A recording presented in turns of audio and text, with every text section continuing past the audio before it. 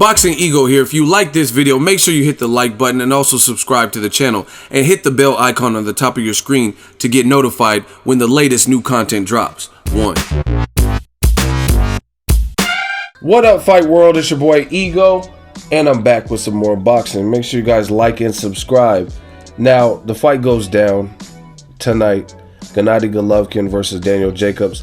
I did 2 videos, Boxing Ego weapons, 6 things they each must do in order to win. So 6 things Danny Jacobs needs to do to beat Golovkin, and 6 things Golovkin needs to do to beat Danny Jacobs. And it's just, of course, my opinion and me playing trainer and breaking down the strategy and strengths and weaknesses and what I think they should push for. So make sure you guys check out those videos if you already haven't, and give this video a thumb up.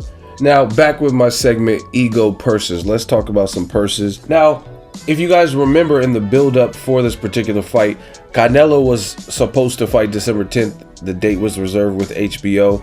He got injured in his fight with Liam Smith. Then they pondered and thought about Golovkin versus Danny Jacobs in that slot. They were going to just shift that over, a big fight HBO would want, and have that for December 10th. But purses is very important to this particular fight because it was purses that actually held up this particular fight from happening in 2016 at the very end, of course.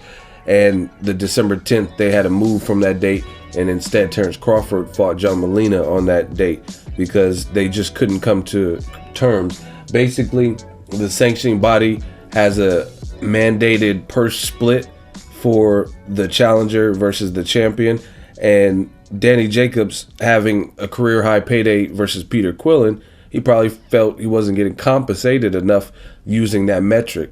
So he opted out, which was very smart. A lot of people criticized him, and I talked to him about it, but a lot of people criticized him. But in the end, we're getting the fight a few months later, and it made sense because since he held out, all they did was negotiate. They came back to the negotiating table, and they presented him an offer that obviously he's okay with and that he likes, because now the fight is happening tonight on HBO PPV.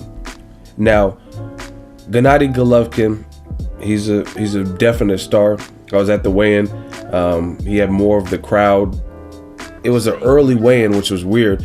I heard it was something to do with the Michael Connellan fight, which was also at Madison Square Garden. The commission had an issue with the weigh-in being later, or they needed the stage, or they needed the area, or whatever the situation is. So it forced early weigh-in at 9 a.m. New York time, so Eastern time. And Golovkin, they both made weight and everything. The videos are out. Make sure you guys check it. Jacobs was chewing his gum real fast and crazy. He was just kind of staring down Golovkin. Some people thought that was nerves. Some people thought Golovkin wasn't tripping, but you guys watch the video and tell me what you thought. But again, main event, these are the purses. Gennady Golovkin is getting $2.5 million, which is not bad. He got a career high for fighting Kell Brook in the UK. I believe it was a $5 million base pay. So that's just half of that for his second home, fighting at Madison Square Garden, a venue that he likes fighting at, and he's been successful. Another interesting thing is both fighters are undefeated every appearance at Madison Square Garden that they fought, and Danny Jacobs won the Golden Gloves, or competed the Golden Gloves at Madison Square Garden. So again, Golovkin is getting $2.5 million for this fight. Jacobs is getting $1.75 million to face Gennady Golovkin. So definitely a fair split. I think Jacobs, it's a consolidation fight. I think he's a formidable foe.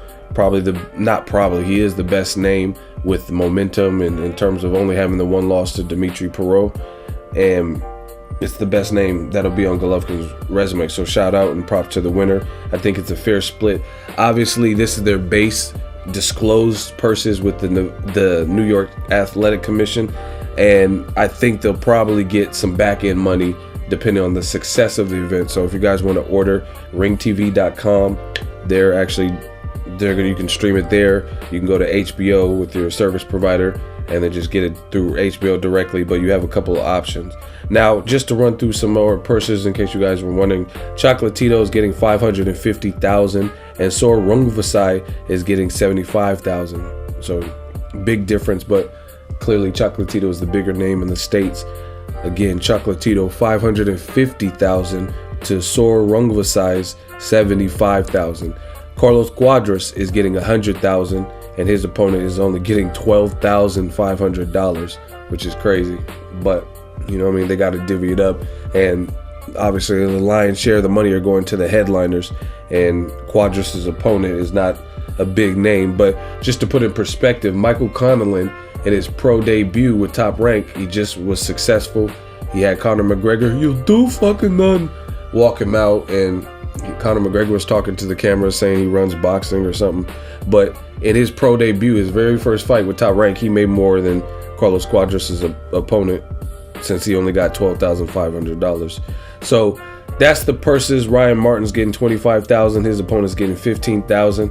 Let me know what you guys think. I think it's definitely adequate and fair purses, especially if they do get a little bit of the pay-per-view revenue. And it should be a fun fight. Let me know if you're ordering it, and put your last-minute predictions. I'm going to be running around. I don't know if I have time to do Ego Fight Club on this, but drop your predictions below. Make sure you share the video, like the video as always.